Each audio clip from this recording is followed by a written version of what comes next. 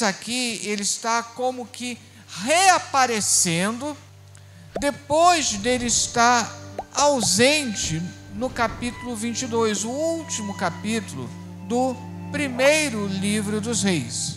E o contexto histórico aqui proporcionado, logo nos 2 primeiros versículos, nós temos no versículo 1, tudo isso aconteceu após a morte do rei Acabe.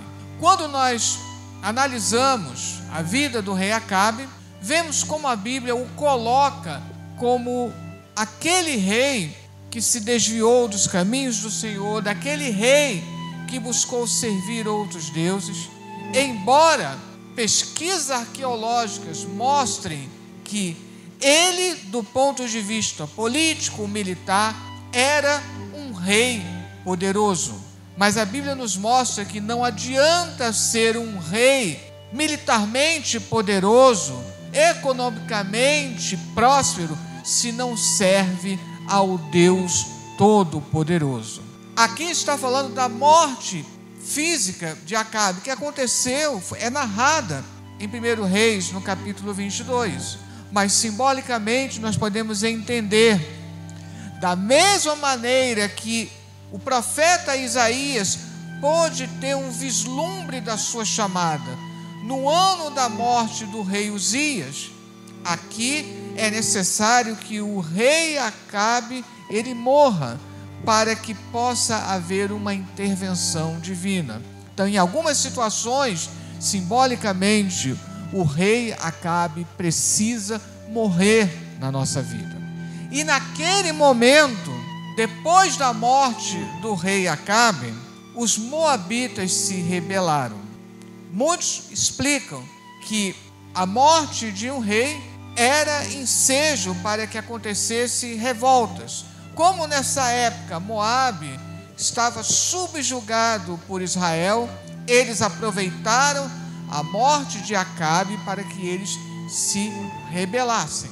Tudo isso já colocava um quadro sombrio, mas acrescentando a esse fato, no versículo 2, aquele que é o substituto de Acabe no trono, que é Acasias. O que acontece? Ele caiu pelas grades de um quarto alto que havia em Samaria, e em decorrência dessa queda, ele adoeceu. Provavelmente, ele teve fraturas, mas diz que ele adoeceu gravemente, a ponto de ele ficar acamado. E a primeira providência de Acasias foi enviar mensageiros, e esses mensageiros estavam com a seguinte incumbência: ide e perguntai a Baal-zebub, Deus de Ecrom, se sararei desta doença. Nós temos outros casos de reis que consultaram os profetas de Deus, que consultaram o próprio Deus. Mesmo aquele rei, que foi o primeiro rei de Israel, separado já de Judá, que também foi um exemplo péssimo para todos os reis subsequentes, mesmo um rei tão ímpio quanto o primeiro Jeroboão, no momento de aflição em que seu filho estava doente, ele mandou consultar o profeta de Deus. E lá na frente, lá no capítulo 8, um rei estrangeiro, ele vai se consultar com o profeta Eliseu. O que Acasias precisava fazer? Consultar a Deus, buscar a face de Deus. Mas o que ele resolve fazer? Consultar uma divindade estrangeira. E quando nós pesquisamos sobre Baal-zebub, simplesmente não há registro dessa divindade. Muito menos em Ecrom, que é uma cidade dos filisteus. O que nós concluímos? Literalmente, Acasias mandou consultar um Deus que não existe. E assim acontece conosco. O único Deus verdadeiro é o Deus que criou os céus e a terra. E a própria palavra de Deus nos diz que a tentativa de consultar qualquer outro Deus é um Deus que na verdade não existe. Sabe-se que a divindade chamada Baal existia, mas você tinha outros nomes. Baal de Tiro, a modalidade Baal sendo adorado em várias cidades, mas não se tem notícia de um Baal Zebub. E aqui o texto bíblico parece também trazer uma outra mensagem. O mais próximo que se sabe é Baal Zebub, que era Baal o príncipe, mas Baal Zebub nunca foi detectado. E o texto bíblico quer fazer um jogo de palavras, porque Zebub é mosca, Baal das moscas, como se fosse justamente para ironizar essa divindade. Quando diz que essa divindade era de Ecrom, aqui tem outro simbolismo. Embora Ecrom fosse uma das cidades filisteias, e aí lembramos como a Bíblia fala dos filisteus como os grandes inimigos de Israel. E Ecrom, a palavra Ecrom, a raiz dela significa esterilidade, algo que não dá fruto. Se nós não buscamos o Deus verdadeiro, nós não conseguimos encontrar frutos na nossa vida. Se nós queremos de fato frutificar, nós precisamos buscar aquele que dá a vida e vida em abundância. Mosca, ela está associada à morte. É outra mensagem que está sendo transmitida aqui. Mas o Deus verdadeiro é aquele que significa vida e transmite vida. Por isso que a Bíblia diz que Ele nos dá vida e vida em abundância. E Ele envia mensageiros. Todo esse capítulo vai ser regido por esse jogo com os mensageiros. São vários mensageiros, porque quer salientar a importância de transmitir a mensagem da palavra de Deus. Quantos de nós estamos dispostos a transmitir a mensagem de Deus, de sermos mensageiros de Deus? O rei, ele envia seus mensageiros. E o que vai acontecer? O anjo do Senhor, e a palavra anjo, tanto no hebraico quanto no grego, significa mensageiro. Se o rei está enviando seus mensageiros, Deus está enviando também o seu mensageiro. Então, o mensageiro do Senhor, o anjo do Senhor, diz a Elias, o tisbita.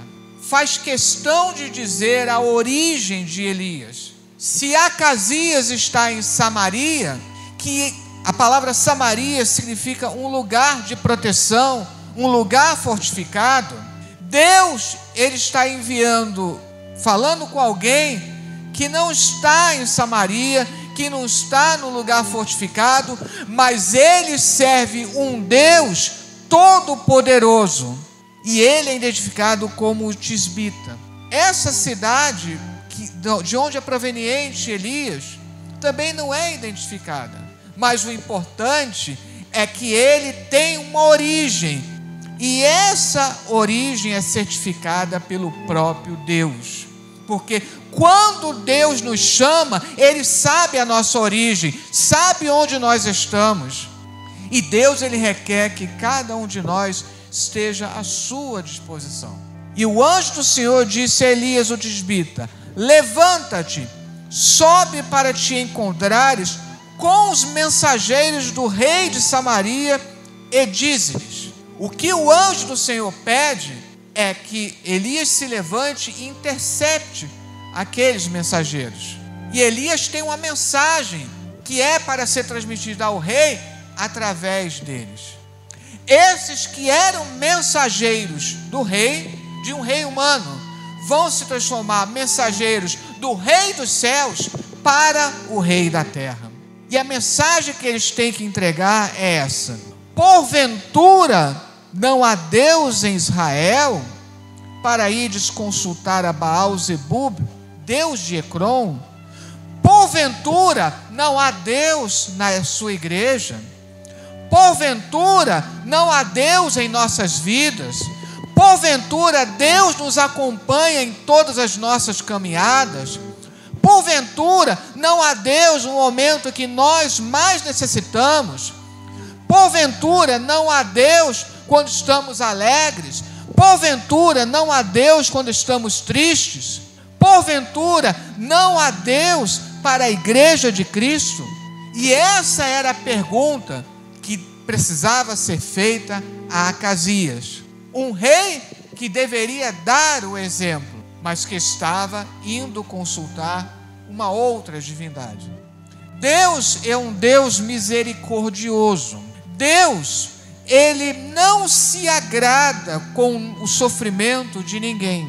Deus, Ele quer que todos sejam salvos. Mas Deus, Ele mostra que nossos atos trazem consequências. O pecado traz consequências. Deus, Ele nos perdoa, mas Ele não nos exime da responsabilidade, das consequências. E o rei Acasias, ele vai precisar arcar com as consequências da escolha dele. É óbvio que se Acasias tivesse se arrependido, o que está descrito no versículo 4 não iria acontecer. Mas quando depois nós vemos a sequência dos versículos 9 ao 15, vemos o quanto ele não estava arrependido, porque também há a presciência de Deus. Então no versículo 4 ele diz: é por isso, ou seja, devido ao seu coração rebelde, devido à sua falta de temor, devido ao fato de você não se arrepender do seu erro, assim diz o Senhor: da cama a que subiste não descerás, mas sem falta morrerás. Um decreto terrível, mas não é Deus que é cruel. Ali Acasias está colhendo o que ele mesmo provocou. Tudo na nossa vida, se eu tomo uma atitude, haverá consequências. Por isso que eu preciso pensar muito bem antes de tomar uma atitude errada. Existem situações na minha vida que eu posso consertar. Agora, existem situações em que eu não posso consertar, não posso voltar ao passado para consertar. Então eu preciso estar muito atento às consequências do meu ato. Acasias está experimentando isso agora. Mas esses mensageiros do rei agora vão retornar. Eles é que vão entregar essa mensagem ao rei. Lá no final do capítulo, Elias em pessoa vai entregar a mesma mensagem. Mas em primeiro lugar, o anjo do Senhor entrega a mensagem a Elias. E Elias vai entregar essa mensagem para os mensageiros do rei. E os mensageiros do rei vão entregar ao rei. Às vezes, a minha mensagem pode não chegar diretamente a uma pessoa, mas pessoas que aprendem o Evangelho poderão entregar essa mensagem a outras, que às vezes eu nunca terei a oportunidade de conhecer. E os mensageiros voltaram para o rei. E ele lhes disse: que há que voltastes? O rei percebeu que havia alguma coisa estranha. Eles voltaram muito rápido. Logo na sequência, dirá que Elias está num monte, e não diz o nome desse monte. Mas quando nós observamos, onde quer que Elias estivesse, ele conseguiu interceptar os mensageiros do rei antes que eles pudessem caminhar uma longa distância. Talvez logo na saída da cidade. De qualquer forma, o rei estava espantado. Esperava que eles demorassem mais. E eles voltaram rápido. E os mensageiros então lhe disseram: um homem nos saiu ao encontro. Um dia, Deus nos saiu ao encontro. Moisés disse que Deus tinha saído ao encontro do povo. Em algum momento de nossas vidas, Deus nos saiu ao encontro. E muitos de nós, Deus nos encontrou através de um pregador, de alguém que nos evangelizou, mas quem quer que tenha sido usado, em um momento, Deus nos encontrou. Um homem nos saiu ao encontro, era Elias, e ele nos disse: ide, voltai para o rei. Olha como parece com o ide que nós encontramos lá nos evangelhos. Ide, voltai para o rei que vos mandou, e dizei-lhe: assim diz o Senhor. Essa expressão, assim diz o Senhor, ela tem um peso todo especial na Bíblia. Inclusive, em uma outra parte diz: quando Deus fala, cale-se toda a terra. Assim diz o Senhor. Não é o homem que está falando, mas é o próprio Deus. Assim diz o Senhor. Porventura não há Deus em Israel, para que mandes consultar a Baal-zebub, Deus de Ecrom? Acasias sabia que há Deus em Israel. Ele aprendeu, mas infelizmente muitos que aprendem não colocam em prática aquilo que aprenderam. Por isso que a Bíblia diz que saber não é apenas ter o conhecimento, mas ter intimidade com Deus. Conhecer Deus não é apenas uma anuência intelectual, mas ter intimidade com Deus. Essa intimidade que estava faltando ao rei Acasias. Portanto, da cama que subiste, não descerás, mas sem falta morrerás. Existem repetições na Bíblia que nos chamam a atenção. Se nós formos comparar esse versículo 6 com o versículo 3, está idêntico. Por que a Bíblia fez questão de repetir palavra por palavra? Para mostrar que aqueles mensageiros não omitiram nada da mensagem que Deus enviou a Elias e que, por sua vez, Elias incumbiu aqueles mensageiros. Eles transmitiram fielmente a mensagem. Que cada um de nós também possa ser um mensageiro fiel, que não venhamos a omitir nenhuma palavra que está aqui na Bíblia, mas que nós possamos transmiti-la fielmente. Elias é o profeta, mas naquele momento, aqueles mensageiros é que estavam entregando a mensagem para o rei, e eles transmitiram palavra por palavra, sem omitir nada. E é interessante que isso mostrou também uma ousadia daqueles mensageiros. Eles poderiam ficar temerosos, qual vai ser a reação do rei? Mas a palavra de Deus, ela nos dá ousadia.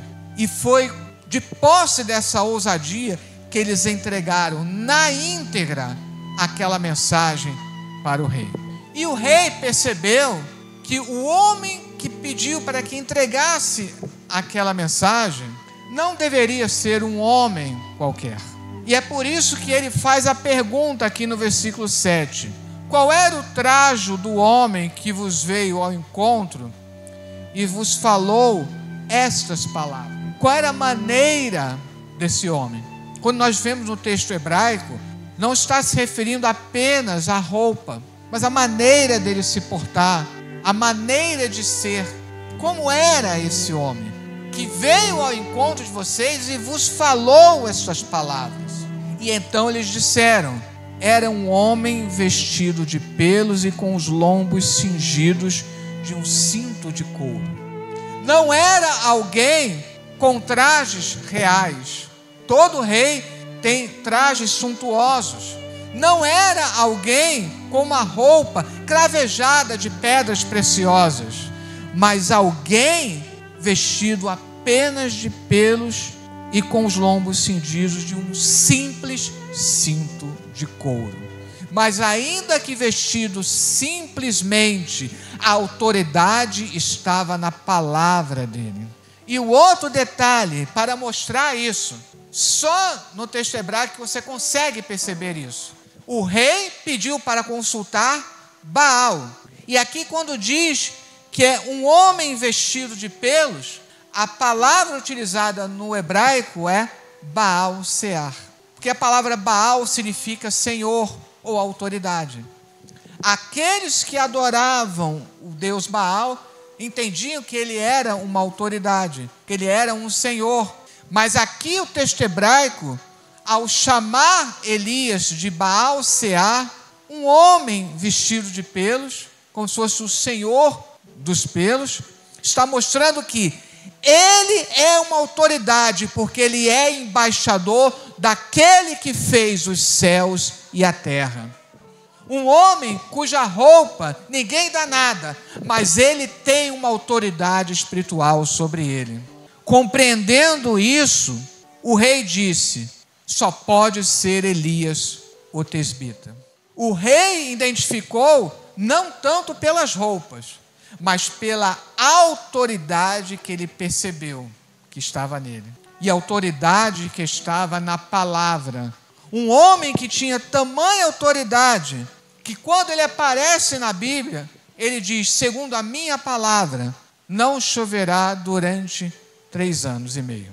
Que era a autoridade do Deus de Israel que estava sobre ele. O rei Acasias, desde o início, ele deveria ter consultado o profeta de Deus, mas ele preferiu consultar uma outra divindade, uma divindade da qual você não tem nem resquício. Baseado aqui, depois criaram a figura do Beuzebu, foi baseado aqui, mas essa divindade mesmo não é registrada na história.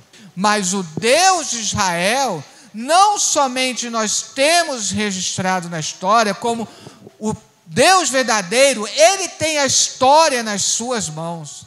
Somos personagens da história, sim, mas Deus é aquele que tem a história nas suas mãos. Deus tem o controle de tudo.